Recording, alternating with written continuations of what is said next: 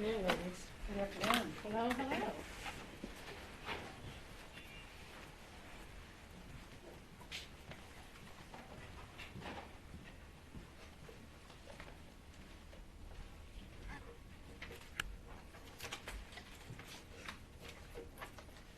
So good afternoon, everyone. We are here to announce the very good news that our children will be returning to in-person learning this week. These past 11 months have been a whirlwind for our entire city, pushing us to limits, not once, not twice, but countless times. We've lost jobs, and we've lost loved ones. We grappled with the losing, the certainty and predictability of our lives, and been left instead with instability, uncertainty, and we have all been on a nonstop emotional roller coaster that we have individually and collectively tried to navigate a set of circumstances that none of us experienced before. But I have seen up close and personal that you and we are a strong and resilient people. Our strength and resiliency echoes down through the generations and is a core part of who we are as a city and what sets us apart from any other place on the planet. I know that because I see it every day in the faces of individuals and families and communities. It's a spirit and mettle that has brought us this far, to where we can now see light at the end of this long, dark tunnel that we have been in since COVID-19 first came to our shores 11 months ago. And that light grows bigger and brighter every day. That is why I'm tremendously pleased to announce that at long last, CPS has finally reached a tentative agreement with the Chicago Teachers Union that opens up the school doors for safe in-person learning for our pre-K, cluster, and K through 8 students. This agreement was about making sure everyone in our school communities just aren't safe, but also that they feel safe and feel that they have their lived experience and fears and frustrations have been heard. And pending the ratification of this tentative agreement by the CTU House of Delegates, this important milestone marks a moment for each of us to reflect and to heal. We need to do this for our city, for our communities, for our families, and most importantly, for our children. I want to first specifically speak to students and parents. As a parent myself of a 12-year-old, I know that the last year has been especially hard on you. We were compelled to close schools last spring on short notice and had to hurriedly stand up a remote learning infrastructure that left too many of you trying to navigate without all the supports that we would have liked. And we learned a lot from that experience, and CPS worked diligently over the summer to provide more devices, better connectivity through Chicago Connected, and other supports for students and families. But we still all know there is no replacement for the kinds of supports and security and certainty that in-person learning provides. I have watched remote learning classes, and I know how hard it has been for so many of you. At times I have walked away having borne witness with a broken heart, because I know that we must do better for you. It is these experiences and my own as a parent that have made me more determined to make sure that every parent has the opportunity to make a learning plan for their child that is best for them. That is what this struggle has been all about. I also know that this very public dispute over these last few weeks has absolutely been the hardest on you, our parents and our students. You have told me directly, and you have told us that you feel like as parents and students you have been held hostage and that your voices have been drowned out. I want you to know that I and we have heard you. We will continue to do everything possible to uplift and empower you, to uplift your voices and make sure that you are heard by creating spaces for you at the table. So let me express my gratitude to our parents and our students for their fearlessness and for drawing what at times feels like superhuman patience to navigate everything that's been thrown at you over this last year. This entire school year has been incredibly hard on you and your families, and I understand that. And you've been the force that's really propelled us forward and held us together. And I want you to know that I understand that. I will never lose sight of that, and I will continue to fight and advocate for you.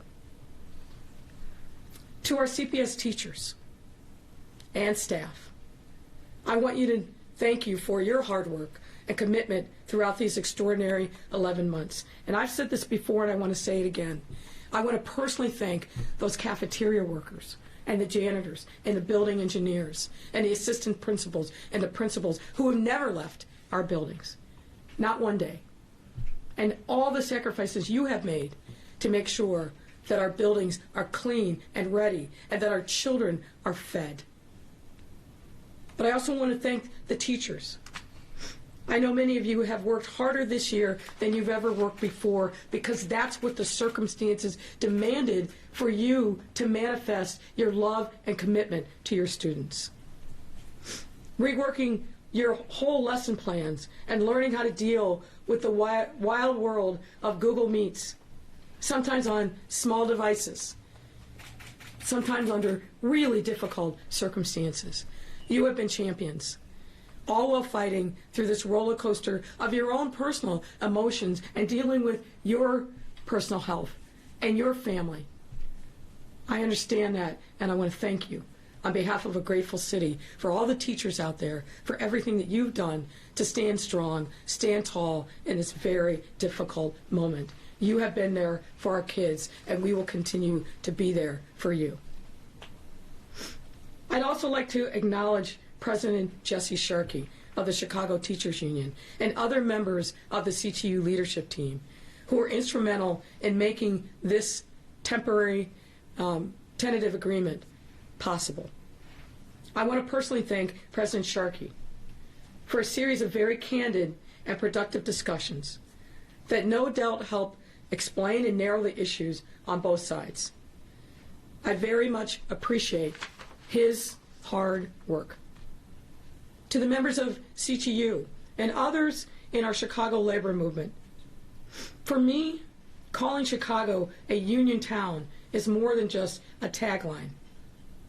Organized labor built this town and has been a force for good for working families for centuries and remains so now, and rightfully so. Across the city and sister agencies, we have over 40 unions.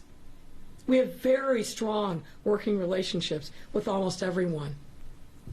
And I am committed to always approaching these kinds of moments with an open mind, a listening ear, and a heart brimming with good faith. We will invariably not agree on every issue. But my request, my plea, is that we have to figure out a way to disagree in ways that does not cause permanent damage to all concerned, particularly when our children are involved.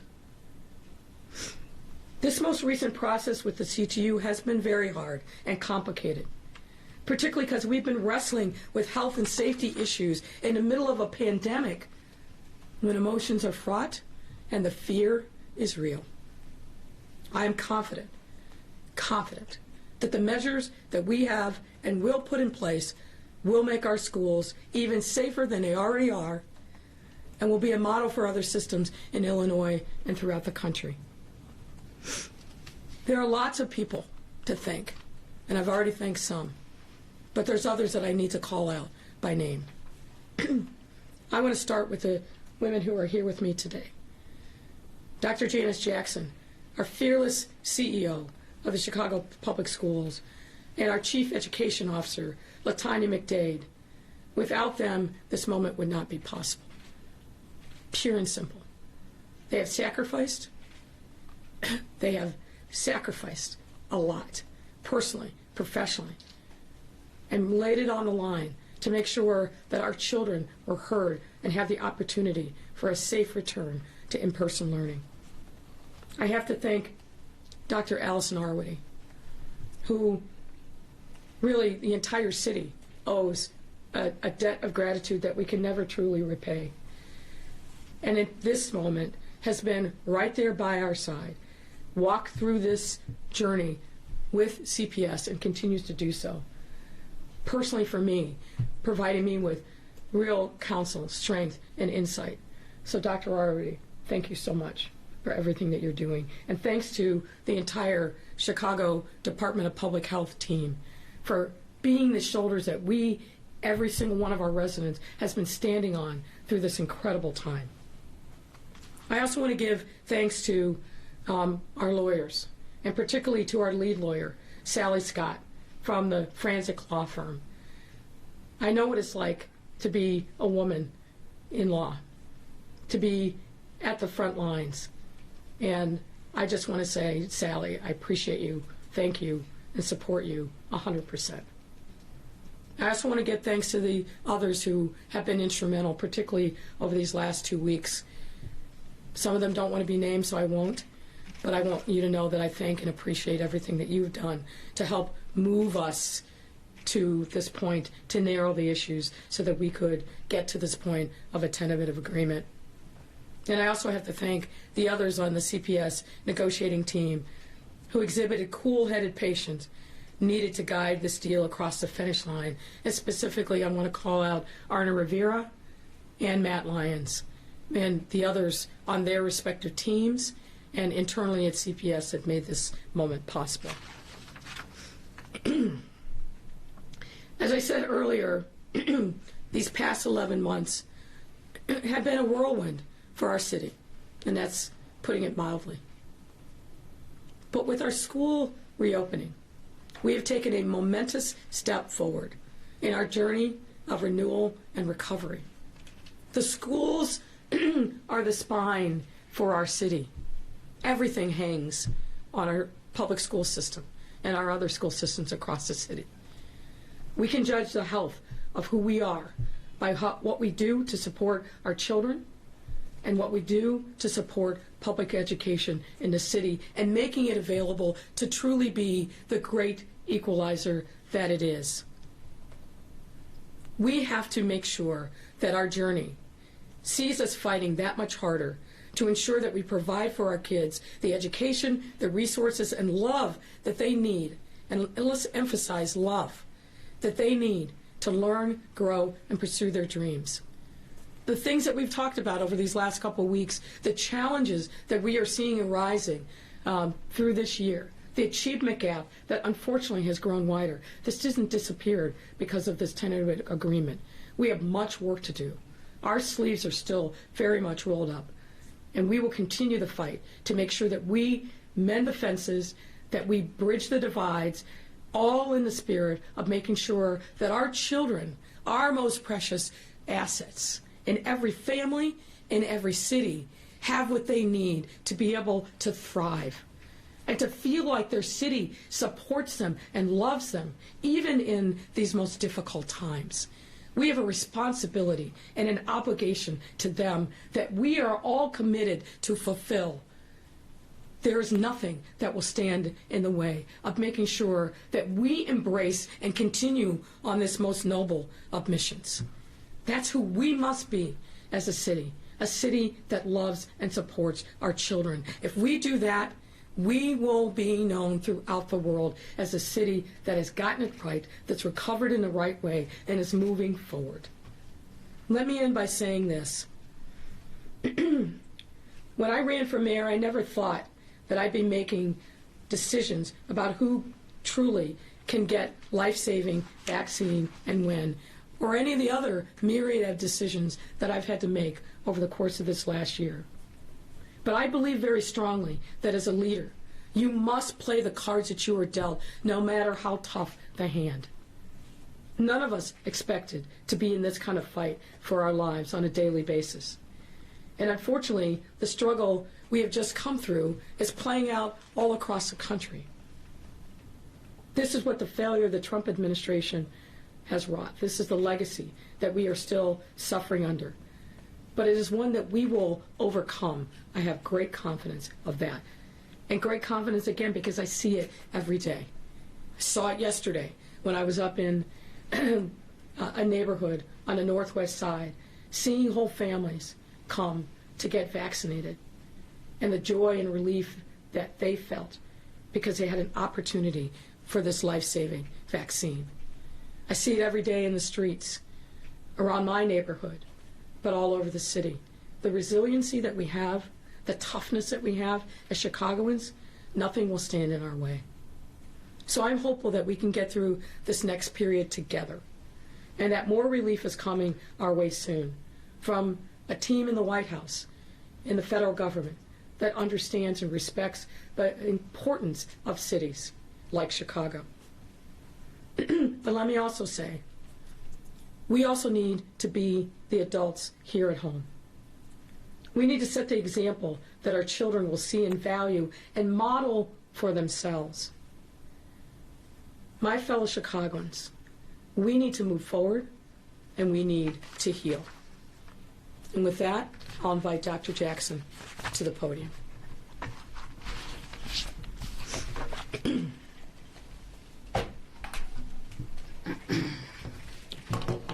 Thank you, Mayor Lightfoot, and good morning. I want to start by, again, echoing the thanks that Mayor Lightfoot pointed out in her remarks, but I think it's only fitting that we start with the mayor herself, whose leadership throughout this process has been something that I've relied on. I know I speak for Chief McDade as well as the rest of the bargaining team and CPS leadership team. I want to thank the mayor for the role that she has played in helping us to be here today, and I truly believe we would not have reached a resolution if it weren't for her leadership, insight, and expertise. So thank you for that. It goes without saying, this has been a long 11 months for everybody. And I've said time and time again how important it is for me to see our students have an opportunity to return to the classroom. That sense of normalcy not only will help them become better educated, but also bring back so much that has been lost throughout this pandemic. Today, we reached a tentative agreement with Chicago's teachers union, and the victory, I believe, is for our families who need it the most. It will allow us to provide them the relief and certainty that they need, and I know as a parent in Chicago public school system, that's something that you can't really measure the impact of. This will be a gradual transition, and I want to talk a little bit about what that is going to look like. But before I get into this, I really want to reiterate to parents that we are ready to reopen. We originally introduced our plan back in August, and since then we have strengthened our policies, strengthened the plan, and added additional resources throughout the process. And although it's been a challenging process, to say the least, I do truly believe that getting our students back in school is worth it. So, pending the ratification of this tentative agreement by CTU's House of Delegates today or tomorrow, we will begin a phase-in process. It starts with our pre-K and cluster students returning on Thursday of this week. Our elementary school grades will be staggered in over the course of the next few weeks. Kindergarten through 5th grade staff will return on February 22nd, with kindergarten through 5th grade students returning a week later on March 1st. 6th through 8th grade staff will return on March 1st, with 6th through 8th grade students returning on March 8th. While face covering, social distancing will be with us for the foreseeable future, I am hopeful that this is the beginning of a new phase for Chicago Public Schools that brings us closer to where we were prior to the pandemic. Ahead of the fourth quarter, we will again offer families an opportunity to return to school. So you will be hearing more about that in the coming weeks. In addition to ensuring that all the proper mitigation strategies are put in place, 2,000 pre-K cluster and special education staff members that live in medically vulnerable households, will be offered vaccination starting this week. We will begin vaccinating 1,500 CPS employees per week through our own vaccination sites, which will open later this month and be exclusively for Chicago Public Schools employees. That's in addition to the city's Protect Chicago Plus program, which will prioritize vaccinations for staff who live and work in communities that have been hit hardest by COVID. To ensure that we are responsive to the public health environment, we will have established protocols for classroom pods in schools that may need to revert to online learning. We've also reached an agreement on what would constitute a need to pause in-person instruction for the entire district, and we will be prepared to do that. Should the criteria be met throughout this pandemic. We have safeguards in place to make sure that our schools are safe, that our communities are safe, and that we've been completely responsive to all of our stakeholders in order to ensure a safe return to in-person instruction. In these past few weeks, I, like the mayor, have heard from a lot of people on all sides of this debate. And I want to say that I'm thankful for all of the feedback and all of the questions and concerns that have been shared and expressed. They really did factor into the decision making across the table. And I know I speak for the mayor as well as our partners at CTU. I truly believe that every educator wants what's best for students, and we all want the same thing. And I'm glad we were able to reach a resolution. I am thankful that we've reached this resolution because it benefits the most important stakeholders in our school system, and that those are our students. So with that, I'm just happy that we have a resolution and that we're moving forward. And once again, we cannot lose sight of our mission as a school system, which is to provide a high-quality education to all of our students. And this return to in-person instruction will help us live up to that mission. And with that, we'll take questions. Heather, why don't you go first? All right. I'm Heather Sharon with WTTW. I will start with my question. Tell us who it's for, since there's many of us up here. Sure. This is for the mayor. Okay. Mayor, on Thursday you said that this was your final day. On Friday you gave your last best offer. Why go back to the table? Why negotiate? What changed? Well, let me make sure that we got the timeline right. On Thursday night, we gave our last best final offer.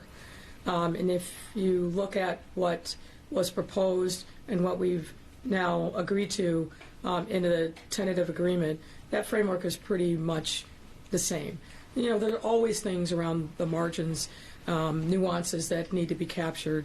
So that's what really happened, I would say, over the course of Friday and yesterday.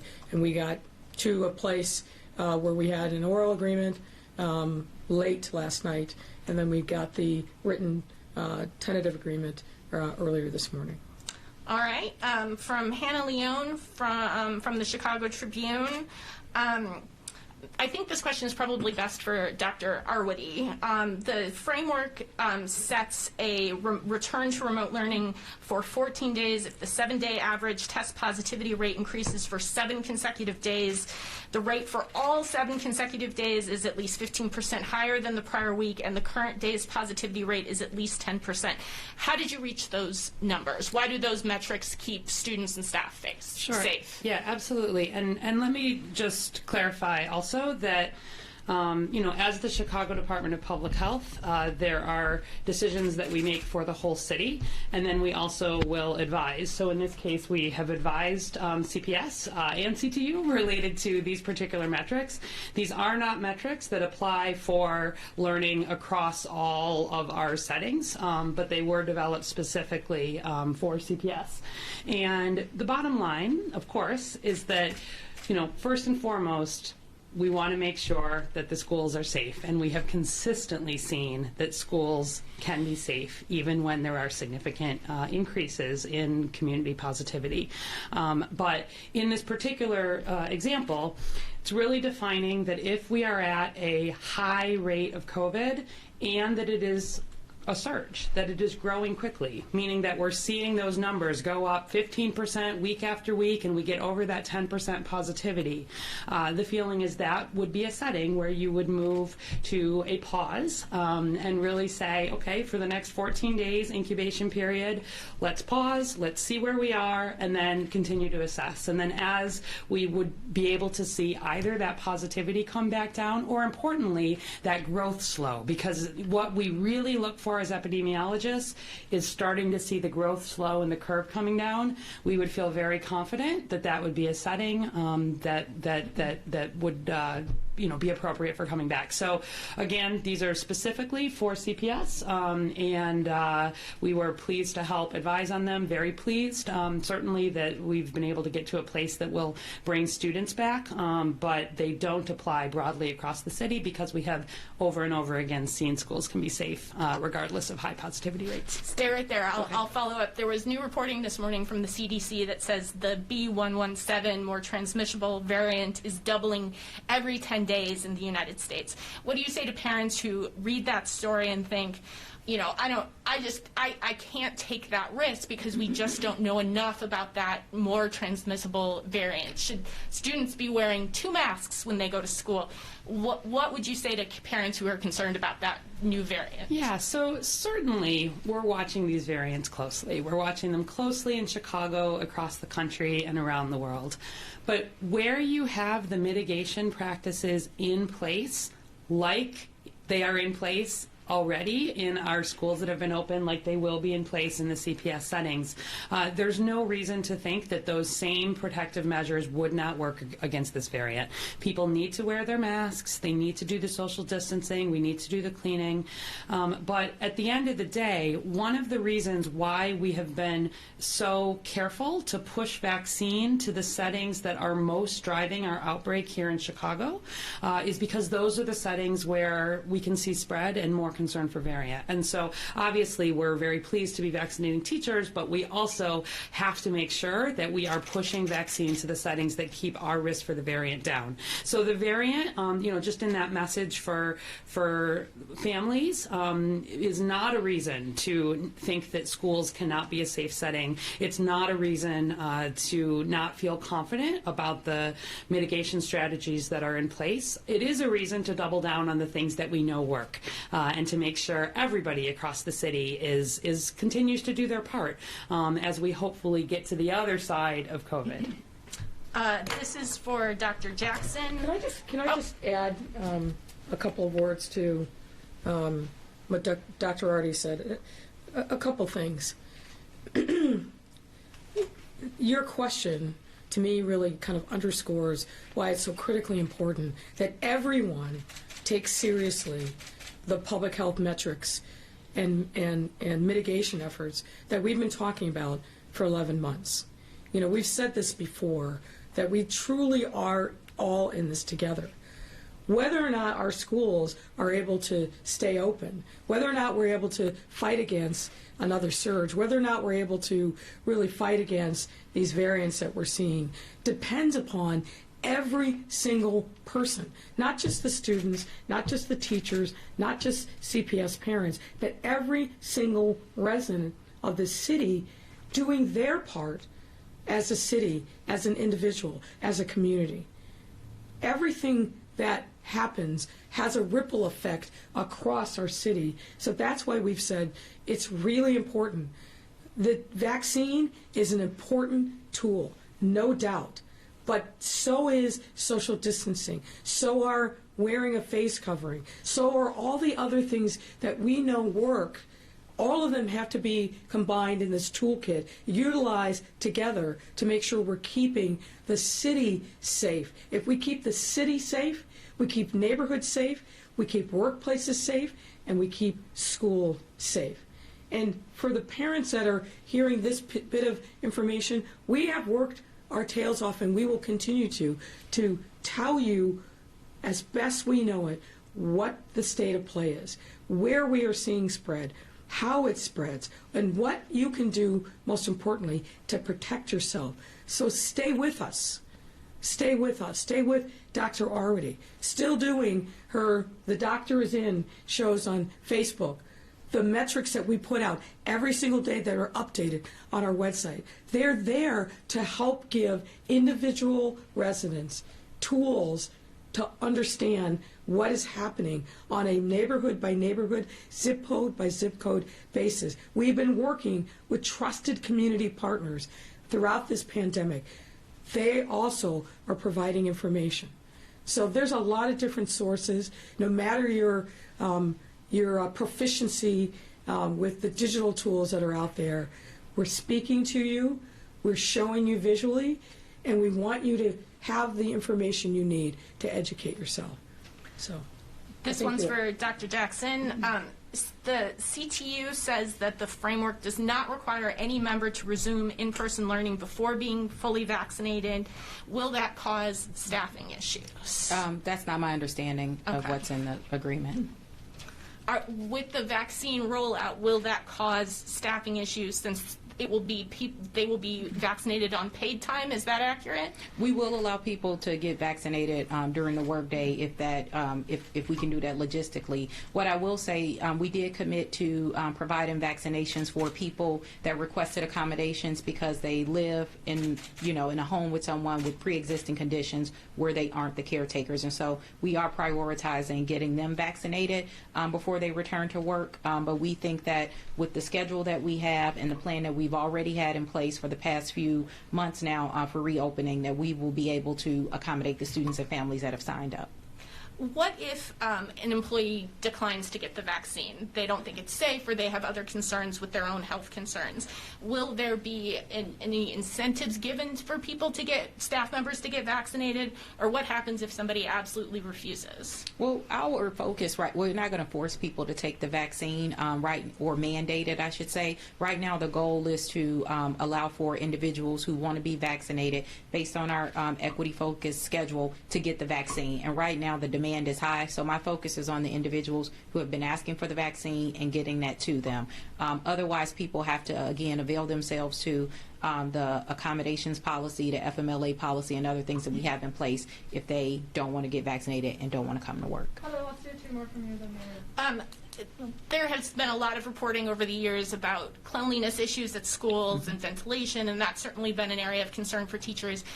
What do you say to teachers who are worried that schools, the physical plant, it isn't safe? And what would you say to teachers if they feel like they're bringing those concerns to their supervisors and they aren't being heard or taken seriously? Well, we think that those are serious concerns, and I think the district has done an amazing job being responsive first to your first part of your question around cleanliness, but also responding to ventilation issues. We did put out a video last week that provided a little bit more insight into that, because I do think there is some misinformation out there about how the systems work. And then the last thing I would point them to would be the safety committees that we've agreed to in our tentative agreement. So, if people don't think they're getting proper redress through their building administrators, the safety committees are there for people to raise those issues and give us an opportunity to address them. You said that parents who have not opted their students back into in-person learning will get an opportunity to do so for the fourth quarter. For the fourth quarter, yeah. Are there improvements going to be made to remote learning as part of this agreement? And what is the plan to get high schoolers back in person? Well, I'll take the last part of your question. We agreed to, have that conversation with CTU regarding high schools returning to school. So I don't want to get ahead of that. I will say what I've been saying the whole time. I think our students need to be back in school. Every time we have a press conference and talk about K through 8, I get countless emails from high school students and parents saying, what about us? What about us? So we will be addressing that shortly. What was the first part of your question? If there's going to be improvements made to remote learning. What I'll say about remote learning, I think our teachers and building administrators, as well as the Office of Teaching and Learning and CPS and all the other academic offices, have done a great job, and they've done the best job they can do. I don't want us to start pretending like remote learning is going to be the way that we educate students. It is a good thing to do to patch things together to get through this pandemic, but our focus is on getting students back in school. We did a lot of work to get devices to students, internet connectivity. We've put together strong curriculum, and so I feel that we've done that, but there are just things that simply cannot be done in a remote setting, and so the focus has to be on return to in-person instruction. Okay.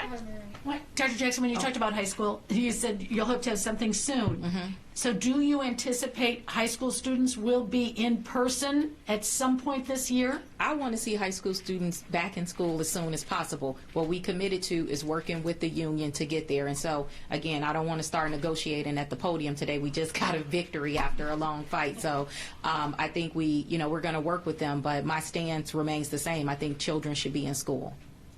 Thank you. Mayor, CTU says no deal till they decide it's a deal. Are you speaking too soon? No. We have a tentative agreement subject to ratification of their House of Delegates. We understand the House of Delegates has the right to say yes or say no. But in fairness to parents who have really weathered an incredible storm, particularly over the course of this week, and the ups and the downs, are we there, are we not there? Given that we have a written document back from them, we felt that this was an appropriate time for us to give parents a preview, with the caveat that it is subject to ratification by the House of Delegates. You're back in school, and then sure enough, it's spring break at the end of March. No chance that they'd stay in school for that week. I'm sorry? Spring break, no chance of canceling. I don't think so. Look, as you may recall, a few years back, spring break was kind of upended. People make plans. They should be able to count on the school calendar. This is a tough year, and we've got a lot of ground in some ways to make up, but there are no plans right now to cancel spring break. So many suburbs that have not gone back to school are watching as well. Mm-hmm. What advice do you give to those to say, because they're watching Chicago and they're going to see whether it works here? Well, I'd love to give anybody advice, particularly when I don't walk in their shoes, just as they don't walk in ours. But for any mayor, village president that's out there, school board president that wants some insights from us, we're happy to share them. Look, this is tough stuff, as I said before. This is not, wages, salary, benefits. This is really dealing with some challenging, raw emotions that we all have been feeling in the middle of a pandemic, and trying to make sure that we focus on our children and really give parents options. There are going to be parents who are going to say, under no circumstances do I feel comfortable sending my students back to school. And I get that, and we respect that. But I know that there are at least 70,000, I think the number's higher, who want to send their children back, wanted to actually have an option to be able to build a plan for themselves. This can't be, in this extraordinary time, a one-size-fits-all approach, which is precisely why we talked about this being about options for parents with their children to craft a plan that makes sense for their individual family circumstances until we get past this pandemic in full, which I'm hopeful will be within months, not longer. We need to give parents options, and that's precisely what this tentative agreement does. Thank you. All right. Thank you all. Yep, thanks, guys.